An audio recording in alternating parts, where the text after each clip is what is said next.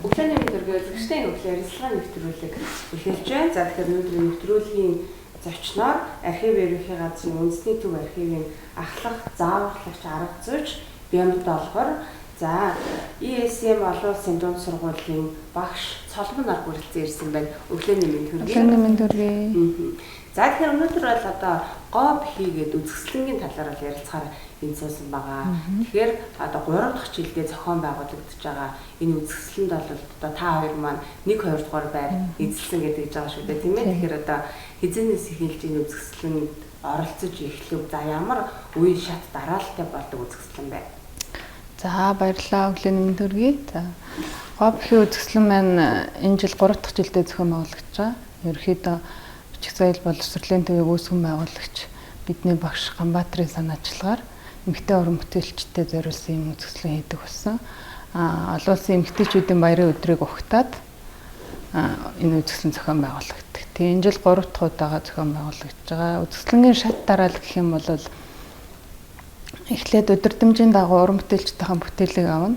Тэрнээсээ шалгаруулад дараагийн шатанд орох магадaltaй бүтээлүүдээ шалгаруулад тэндээсээ шигшигдээд энэ жилийн хувьд бол нэг 25 уран бүтээлчийн бүтээл үзэсгэлэнд дэлгэгдсэн баг.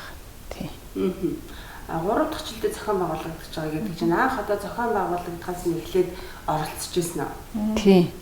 Ер нь бол зохион байгуулалтын ажилч тэр өөрсдөө уралдаан тэмцээнд оролцогчийнхоо хуваарьч тэр аль талнаас нь оролцоод явж байгаа. Одоо анхны оролцож ирсэн за өнөөдөр 3 дахь одоо зохион байгуулалтын дээр нь одоо ингээд байр эзлээд ингээд байжсэн тэр хоёрын ялгаа гэдэг юм уу, дурсамж гэдэг юм уу оролцол. За яг анх нэг ийм үзэсгэлэн зохион байгуулахад одоо манай бичиг соёл төвийн үүсгэн байгуулагч Ганбаатар багш маань одоо бидний хэдэн нэмэгтэй уран бүтээлчдийг 10 нэмэгтэй уран бүтээлчдийг цуглуулад анх бид нар ингээд яг ширээний ард суугаад ирээд эхэлжсэн. Тэгээд одоо ийм нэмэгтэйчүүдэд зориулсан нэмэгтэйчүүдийн баярын одоо ухтаад ийм нэмэгтэй уран бүтээлчдийн үзэсгэлэн ингээд зохион байгуулах хэрэгтэй байна гэж санаачлагаа бид нарт хэлээд тэгээд SRP Rising Group гэдэг манай бичиг соёл төвийг дэмжиж ажилладаг байгууллага байгаа. Тэдний бас санаачлага дэмжлэг бид нарт одоо дэм болдог гэх юм да. Тэгээл 10 эмэгтэй уран бүтээлчтэй зориулж байгаа. За хэдүүлээ одоо ингээд ийм зүйлийг хийх хэрэгтэй юм. За эхний удаад ингээд 10 уран бүтээлчийг сонгож ингэж оролцоолъё. Тэр хүмүүсийнхаа одоо намтар нэг оролцсон үзэсгэлэн одоо бүх зүйлийг ингээд гаргаад хүмүүст ингээд гой сурталчлаа. Тэгээд эмэгтэйчүүдийг нэг юм гой дотроосоо ямар гой бүтээл төрж гарах уу тэрийг ингээд дэлгэж ингэж үзүүлмээр байна гэж багш маань ярьж байсан. Тэгээл бидэд анх ажилдаа ороод хэдүүлээ нөгөө пострийнхаа зураг мургийг авахлаа аягүй гоё дурсамжтай гоё хэлжсэн. Тэгээд одоо жил болгон өөрчлөгдөд өргөжинд хэлээ. Оролцогчдын маань тоо энэ жил болохоор 50 нэмэгтэй уран бүтээлч болж өссөн байна. Тэгээд нөгөө ихний шалгаруулалт нөгөө сонгон шалгаруулалт гэж ярьжсэн шүү дээ. Тэгээд бүтээлээ явуулсан 50 нэмэгтэй уран бүтээлчдээс 25 нэмэгтэй сонгоод бүтээлийг сонгоод одоо энэ жил зайсан хэл ингээ 3 дахь удаа энэ олон улсын үзэсгэлэн болж байсан гэдэг өргөжинд хэлсэн байна. За хаанаас одоо үндэсний бичгээр уран бичлэгээр ирж хүмүүс оролцсон. За энэ удаагийнхт болохоор Бурайд улсаас манай 2 уран бүтээлч оролцсон. Өнгөр Монголоос бас 2 эмэгтэй уран бүтээлчд оролцсон байна. Хоёрын хувьд үзэсгэлэнд оролцсон бүтээлүүдээс яриул. За мөн тэндээс бусад оролцогчдын онцлог бүтээлүүд ямар бүтээлүүд вэ? Эхний жилд болохоор одоо би бас нэг юуны иргэний засгийн ерхий газрын манай шалгагч инженер найз Долгор гэдэг өсгөө байгаа. Битээр яг хамтарсан уран бүтээлээр Гисэр Жангар гэдэг хамтарсан уран бүтээлээр яг үзэсгэлэнгийн шилдэг бүтээлийн шагналыг авч ирсэн. Тэгээ энэ жил болохоор битээр дахиад хамтарсан уран бүтээлээр тэнгэр дургадаг модод гэдэг шүлгийг одоо хамтдаа үзгийн тэг, биерийн тэгээр хослуулж өчөж тэд байранд орсон байгаа. Манай найз ч гэсэн тэргүүн тэд байрны шагналтай. Өмнө жилийн гоо бэхэд би болохоор яруу найрагч Даш Болбрын тэнгэр шиг бай шүлгийг бичээд тэгээд 2 дугаар байранд орчихсон байр.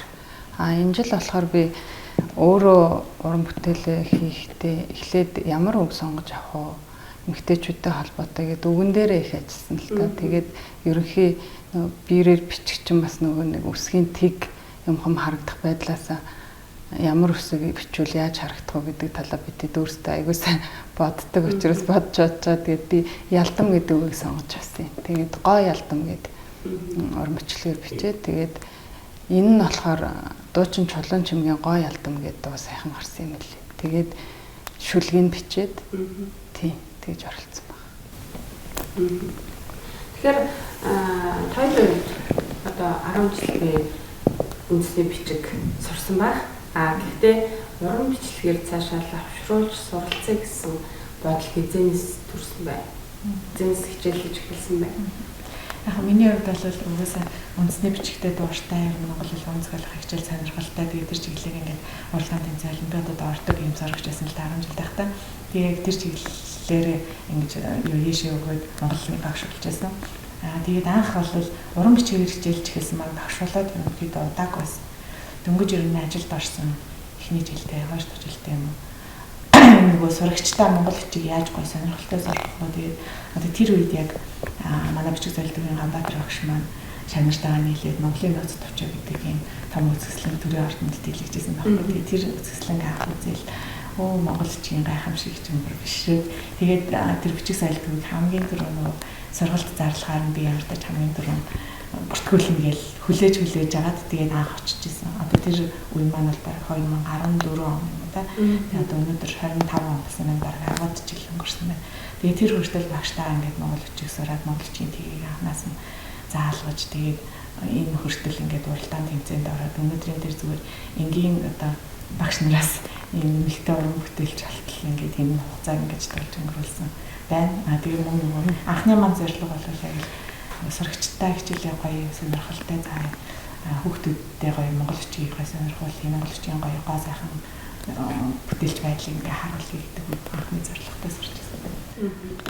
За миний хувьд болохоор ерөнхий суурь мэдлэг юм бол ерөнхий улс төрлийн сургуулиас авчиж байгаа. Тэгээд их түүхтэй оюутан болоод их сургуульд ирсэх болоод ирсэн чинь би Чойл усан жууны нэрмж тэлэрхшлийн дэд сургууль гэдэг. Тэр сургуулийг сонгосон.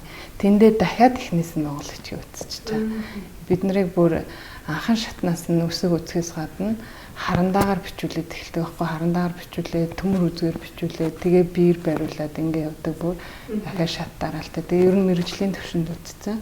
Тэгээд хичээлийнхаа хажуугаар манай дээр урлан хичээлдэгээс уран бичлэгийн дуулан тэрэндээ хамрагдаад тэгээ биерэн бичлэгээ зураад тэгээд ер нь бол 2008 оноос ахуулаад тэгэл тасралтгүй л хичээлэл явчихсан.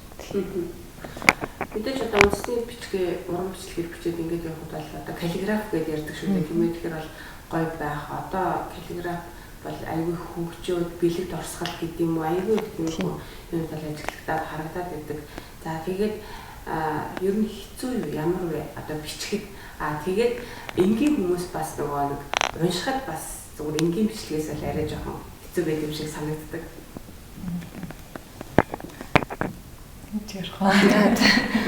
За ер нь бол хэцүү. Өсөн биер гэдэг чинь биер гэдэг маань өөрөө айгүй зөвлөхөн штэ. Тэрийг ингээ харагдаж өөрийн гэсэн хэм маягаа гаргаж тэ өөрөө үзүүлэх гэсэн тийм сэтгэлгээ бүх юм тэр уран бүтээл дээр шингээж бид нар гаргаж байгаа байхгүй. Тэгэхээр ер нь бичлэг талаасаа бол хэцүү. Уншихын хувьд бол бас нөгөө тодорхой хэмжээний уран сайхны хэлбэрт оруулаад тэ өөрийн гэсэн хэм маягт оруулсан гэсэн болохоор мэрэгжлийн хүмүүс бол хараад бол уншчин, хадралчин тий. Энгийн хүмүүст бол жоохон бэрхшээлтэй. Зүгээр цэвэр монгол бичигтэй уран бичлэг каллиграф биш зүгээр монгол бичиг үндэсний бичиг талаасаа бол монгол бичигч уншихад хамгийн амарх. Үсгээл жижилчих юм бол бичлэгээсээ илүү уншихад хамгийн амарх гэж боддог шин. Тэгэхээр архивын ерөнхий газрын одоо үндэсний бичгийг мэдээж одоо хос бичгээр төрийн одоо юунууд одоо гэрээ контракт тийм ээ тийм юм явуулах шүү дээ. Бусдаар одоо архивын ерөнхий газар яаж ашиглаж байна? За архивын ерөнхий газар бол ер нь одоо манай дээр хадгалагдж байгаа баримтын нэр төрлөөсөө хамаарат одоо ардын засгийн үе байна, Богдхаанд Монгол Улсын үеийн баримт байна, Манжчин улсын их байна. Тэгэхээр яалтчгүй монгол бичигтэй холбоотой. Хуучны баримтууд бүгд монгол бичгээр. Тэгэхээр дотор нь ажиллаж байгаа бид хэд маань тэр баримтыг эрэлт хэрэгцээ те нийтэд таниулах, сурталчлах, эргээд судалгаа, шинжилгээнд ашиглуулах зорилгоор бол ямагт монгол бичиг ерөөсөн мөнхийн хэрэглэгддэг тийм газар тий. Одоогоор болохоор нөгөө хос бичигтэн монгол улс болчоо яваад тийм шүү дээ. Албан эрх хэрэгцээнд хос бичиг хэрэгтэлнэ гэсэн шат дараалалаараа болохоор эхний эхний үед болохоор одоо албан бичгийг бол Монгол бичгээрээ давхар хөтлөөл явчихна та. Альж төрийн байгууллага тэгээд эхэлсэн байхад. Таны хувьд архив ерөнхий газарт ороод ажиллаад хэр бодож байна? За би одоо архив ерөнхий газарт 6 дахь жилдээ ажиллаж байна. Тийм. Тэгээ ерөнхийдөө бол анх захин архив бүрдүүлэлтийн төвгээ байдаг. Тэр нь гэрээт ажилчид авдаг. Тийм газар гэсэн. Тэрнээс нь тэр төвд нь ороод одоо үндэсний төв архивын ахлах зохиолагч арга зүйчээр нь ажиллаад явж байна да. За тэгэхээр ES-ийн олон улсын сургууль гэдэг байгаа шүү дээ. Энэ сургууль бас ажиллаад хэр бодож байна? Сургууль хаа тавьж бас. Миний хувьд бол боловсролын байгууллагад ажиллаад 13 дахь жилдээ ажиллаж байгаа. Багшаалаа 13 жил болсон гэсэн. Тэгээд яг би ажлынхаа гарааг болохоор Монгол Улсын консерватори буюу хөгжим бүжгийн хөгжим бүжгийн коллеж эндээс эхэлж байсан. Тэгээд яг хөгжим бүжгийн коллеж хаа хүмүүстүүдэд би хичээлэн дурлан гэдэг гар урлал уран бичгийн хуулын хичээлэлдэг байсан. Тэгээд манай яг хөгжимчин шавнараас Монголын сайхан бичигтэн хүртэлхэн төрөн гарч ирсэн. Тэгээд сүүлийн одоо би 2 жил ESN олон улсын сургуульд ажиллаж байна. Манай сургууль болохоор яг хэдий англи сургууль ч гэсэн энэ олон улсын сургууль олон улсын хөтөлбөртэй явдаг ч гэсэн монгол хэл бичиг уран зохиолын хөтөлбөрийг бол яг Монголд хэрэгжиж байгаа цөм хөтөлбөрийнхаа 5 хичээлээ заадаг. Тэгээд бусад одоо улсын сургуулиас ялгаагүйгээр 7 хоногт 2 цаг үндэсний бичиг ордог. Миний хувьд бол яг үндэсний бичгийг дагнж заадаг гэсэн. Яг манай сургуулийн хүүхдүүд чинь 1-р ангиасаа эхлээд энэ англи хэл сурцсан бүх хичээл нь англи хэл дээр явдаг. Ийм олон улсын хөтөлбөртэй сургуулж гисэн. Хажууд нь монгол хэл уран зохиол монголчгийн хичээлийн хөтөлбөрийнхаа дагуу цагийнхаа дагуу үзээд хөргөн уншиж бичиж сураад үзэсгэлэнтэй гаргаад ингэж оролцож байгаа. Өнгөрсөн жил гэхээр манай сургуулийн одоо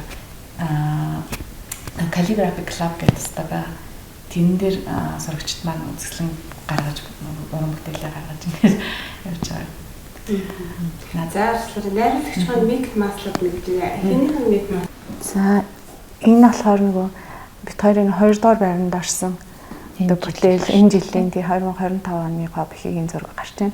За энд болохоор би нөгөө энэ найз иргэний нисхийн ерөнхий газрын инженер Долгор гэдэг найзтайгаа хамтарч энэ бүтээлийг хийсэн. Тэгээд энэ зураг дээр бол хоёулаа гарсан байна. Манай хэл шинжилгээний хүрээлэнгийн эрдэмтэн Натанбаатар агштай хамт авсан зураг юм. Тэгээ бид нарын чинь хүмүүс бас ингэж боддог. Дандаа юм хэл бичгээр дагнцсан мэрэгчлийн хүмүүс гэж боддог байхгүй. Одоо жишээлбэл энэ үзэсгэлэнд оролцсон 25 эмэгтэй чинь бүгд өөр ингэсэн тус тусын мэрэгчлээ. Жишээлбэл саяны манай Долгорч иргэний нисхийн инженер гээл тэгэхэд хүмүүс өөр гайхдаг байхгүй. Инженер хүн ингээд шал өөр мэрэгчлээ хөө яагаад ингээ уран бичлэг рүү орсон юм бэ гэдэг.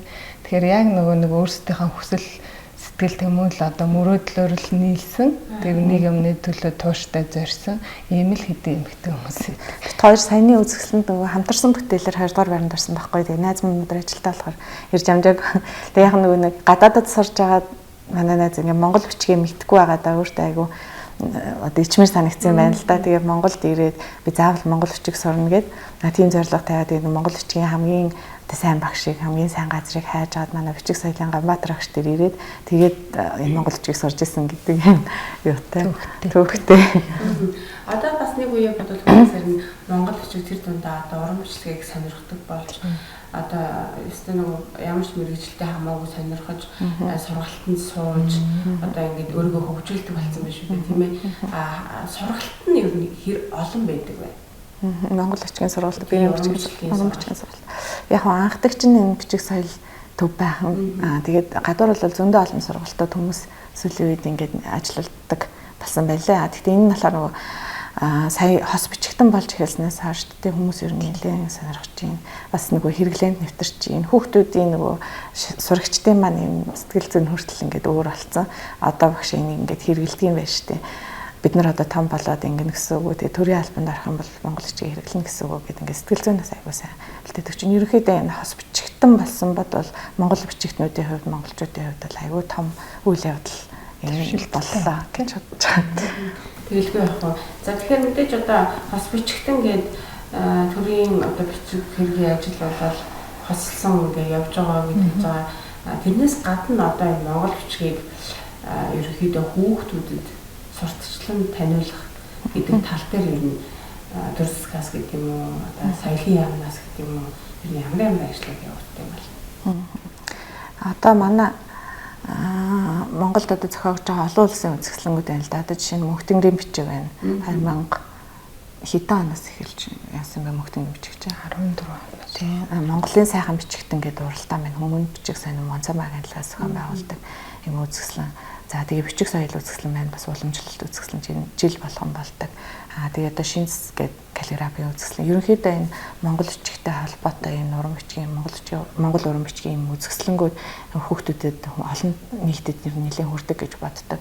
Жилд одоо бараг 10-аад тий бараг л 10-аад үзэсгэлэн ерөнхийдөө дэлгэгдэж шүү дээ. Тэгээ эндээс хүмүүст аягүй сайн хүрдэг. Хүүхдүүдийн хувьд монгол бичиг сурах сонирхол юу байдаг бол? Яг манай хүүхдүүд яг ингээд өмнө одоо 10 жилийн өмнө ч юм уу эсвэл нэг 5-6 жилийн өмнө хүүхдүүдэд үзүүлж харуулах юм ерөнхийдөө цөөхөн монгол бичгээр хэвлэгддэг юм нэг л сонинтой. Тэгээ нөгөө бид нар чи яг албан хэрэглээнд хэрэглэхгүй байгаа дахаар хүүхдүүд юунд хэрэгтэйгээ сайн ойлгохгүй ерөнхийдөө ийм сэтгэлтэйсэн. Тэгээд яг миний хувьд бол манай бас нэг уран бичиг сонирхдаг монгол хэл бичгийн багш нар бол дандаа юм үзэсгэлэн дээр дагуулж ирдэг. Одоо Мөнхтөнгөрийн бичиг гэхэд л уран бүтээлч багш нар сурагчийн англи хэл гээл хүрээгээ тэлцсэн. Манай сурагчид бол бүр ингээл баг бусад ангиллалтай энэ тэмцгүүцээр амар гоё гоё бүтээлүүдийг ерөнхийдөө хийдэг. Хүүхдүүд ингээд тэрэнд нөгөө тэмцээн уралдаан үзэсгэлэн энтерт ороод өөрсдөө гоё бүтээл хийгээд сураад ирэхээр дуртай болдог тэрүүгээрээ дагнадаг юм талууд. Бид нарт одоо хүүхдүүдэд дагуулж ирээд ингээд үзэсгэлэн дээр үзүүлэхэд бидний одоо монгол уран бичгийн үзэсгэлэн гарч байгаа үзэсгэлэнгүүд л байна. Тэгээд яг өчигдөр гэхэд манай гоо бүхий үзэсгэлэн дээр нөгөө гэгээ сургуулийн 6-7 дугаар ангийн сурагчид ирээд тэгээд тэд нар бас өөрсдөө Мартин 8-тай холбоотой юм нэг одоо олонний танил алдартай эмэгтэйчүүдийг бас яаж байгаа юм байна л да танилцсан байна л да. Тэгээд манай гоо бүхий үзэсгэлэнг үзээд монгол бичгийн гой сайхныг ингэж хараад тэгээд бид нар нөгөө хамтарч нэг юм жижигхэн бүтээл хийгээд бид нар ингэ сургууль руу авч явж байгаа байхгүй. Тэгээ хүүхдүүд манай өөрсдийнхөө нэрийг ингээд өөрсдөө бичиж үзээд одоо 6-7 дугаар ангийн хүүхдүүд гэхэд чинь дөнгөжл монгол бичиг үзэж эхэлж байгаа хүүхдүүд тэгэхэд хөөрхөн нэрээ бичээл ингээд ямар гоё чи яасан гоё бичдэг би чам шиг гоё бичмээр байна гэл тэгэл энэ тавьсан үзэсгэлэнгүүдээс ингээд нүд нь гоё нэгдэж байгаа шүү дээ ийм байдаг юм байна гэж тэгэл ингээд хамтраад бүгдээрээ өөрсдийнхөө нэрийг бичээд ангидаа үлгэж тавина гэл ингээд баяртай явцгаas. Манай сургуулийн олон улсын сургууль болохоор одоо хэдээс хэдгээр ангийн хооронд орж ирэх монгол бичиг. Манайх бол монгол хэл нь ингээд 2 дугаар ангиас эхэлж ордог. Монгол бичиг нь болохоор 6 дугаар ангиас 7 хоногт 2 цагаар 10 дугаар анги хүртэл ордог. Тэгээ 11 12 та юм нэгдмэл агуулгаар гэдэг орчдөг. Тэгээ манай сургуулийн хүүхдүүдийн хувьд яг хэдийн англи сургууль ч гэсэн хүүхдүүд маань амар хөөрхөн хичээл зүтгэл гаргаж сурч байгаа. Тэгээ өмнө жилээс хойш каллиграфи клуб хичээлж эхэлснээс хойш манайхан чинь хавар нэг том ивент зохион байгуулад хүүхэд болгон бүтээлтэй болоод тэрэндээ аягүй хөөрхөн урамшаад энэ жил дахиж нөгөө каллиграфи клуба сонгол судлаад ингээд сурч байгаа байхгүй. Тэгээ сая бид нэр цагаан сарын өмнө ESM сургуулийн хүүхдүүд хамтраад 8 м уртын бүтээл хийсэн. Тэгээ манай зөвхөн монгол бичгийн ангийнхан гэсэн. Тэгэхээр манай монгол бичгийн ангийнхан нэг юм 8 ширхэг сонгодог одоо шүлгүүдийг Монголын сонгодог шүлгүүдийг сонгож аваад тэгээд 8 м урт бичээд тэгээд 6-аас 10 дугаар ангийн нийт 20 хүүхэд ESM-ийн 20 хүүхэд хамтраад 8 м урт бүтээл хийж сургуулийнхаа номын санд бэлгэлсэн.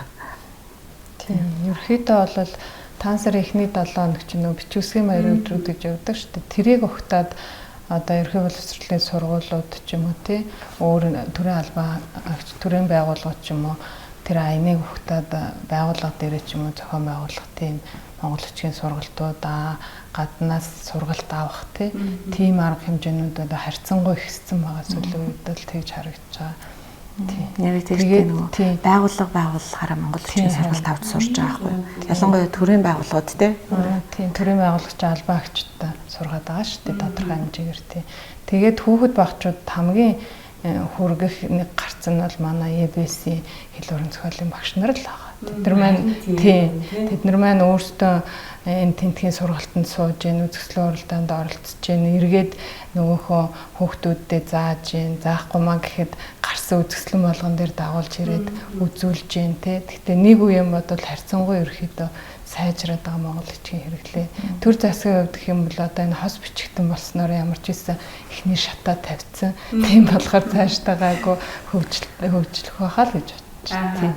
Тэгэхээр монгол бичиг дээр хэвлэгдсэн номнууд бас ховор байдаг гэж ярьсан шүү дээ тий.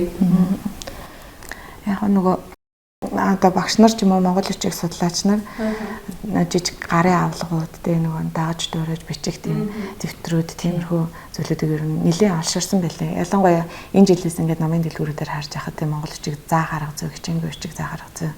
Тэгээд хичээнгүй бичгийн дэвтрүүд тиймэрхүү зүйлүүд. Гэхдээ манайх бол монгол бичиг дээр хэвлэгдсэн ном гэх юм бол нөгөө одоо жишээ нь архивдтэй бүх өмнөх юмнууд нь монгол бичгээр л байгаа шүү дээ. Ерөнхийдөө нөгөө нэг гар дээр хэрэгжилж байгаа юмнууд. Тийм ном гэхээсээ илүү нөгөө баримтууд их хуваараа. Тэр бол ерөөсөө хуучны хуваараа байгаа болохоор тэндээс чинь одоо уран бүтээлчд бол зүгээр хүнийхээ тухайн юм бичиж их нүсгийн тгийг хүртэл харах гэж очдөг байхгүй юу. Тэр чинь өөр юм гэсэн өрмөцгийн маягтай байгаа шүү дээ. Оригинал хувь гэдэг чинь яг гараараа их хувь байгаа учраас. Тэгээ ном хичээнгүй дэвтрүүд бол ерөөхдөө аяг гарч байгаа тий. Тэгэхээр сонирхсан хинч бай аваад өөрөө чөлөө цагаар бичээл давтаал ингээл. Тэгээ монгол бичиг ер нь бол өөрөөс л шалтгаална. Хин төвчээртэй суусан тий суралцсан тодорхой хэмжээгээр тэрэндээ дуурлаа тий сонирхсан тийм хүн л ер нь бол даман каллиграфиг бол их амжилттай сурна да. Одоо бас нөгөө хэлний бодлогын үндэсний зөвлөлөөс юунд гаргасан л аппликейшн үндэсний бичиг гэдэг аппликейшн тэгээд бас алтан гац гэдэг аппликейшн. Тэгээд ерөнхийдөө YouTube-с ч гэсэн хаагаад үзвэл монгол бичгийн хичээлүүд манай боловсролын сургуулийн Арин бол тагшин ингээд цахим 20 хичээлтэй. Өмнө бүр одоо чамаа агшин хичээлүүд энэ төр хүүхдүүд ер нь сонирхох юм бол эсвэл насан турш хичээл гэсэн сонирхоод сурыг гэх юм бол ер нь айл талтай нээлттэй байгаа. Материал сурах юм бол ерөнхийдөө байгаа гэсэн. Өөр үүдэг шүү дээ. Сая бас одоо хүний бичгийн тхийг одоо халахах гэж очдөг гэж ярьж байна. Уран бичлэг ч гэсэн ялгаагүй л одоо хүний одоо орон санаагаар бичих өөр байх тийм үү? Өөр.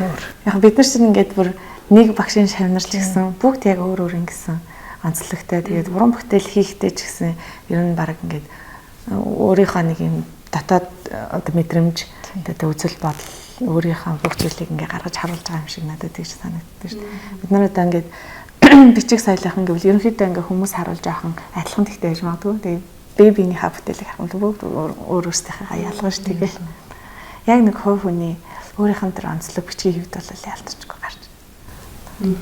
За тэгэхээр уран бичлэгээр хичээлхийн гой сайхан тал, даваа тал нь юу гэдгийг өөр өөрсдөө та хоёр маань бас тайлбарлаад өгөөч. Мөн бас одоо монгол бичгээ шингэн суралцаж, за монгол бичгээрээ саадгүй одоо унших бичих үед юм уу тий. Тэгснээр одоо бас даваа тал нь бас юу байх вэ гэдэг тал дээр магадгүй одоо ирээдүйн хойч үед болсон хүүхэд багчуудаа за магадгүй эцэг эхчүүд нь гэсэн мэдээж суралцж ээж үлгэр дуурайл болж ээж тэдгэр хүмүүсийг цааш нь чиглүүлж авч явах гэж бодож байна.